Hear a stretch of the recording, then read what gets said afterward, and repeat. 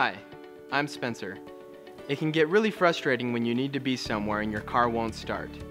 There are several possible reasons your engine is having issues turning over. The battery might be dead or have battery corrosion. You may have a bad ignition switch or bad starter connection. You may have a broken or shorting coil wire. It may be a fuel system issue, possibly involving electrical connections.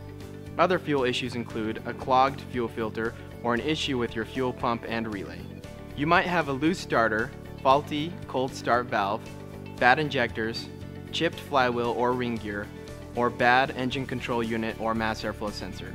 Your best bet at solving the problem is taking it into your nearest service station and having the car diagnosed and set straight, so you don't have to worry about whether or not your car needs a jump start in the morning.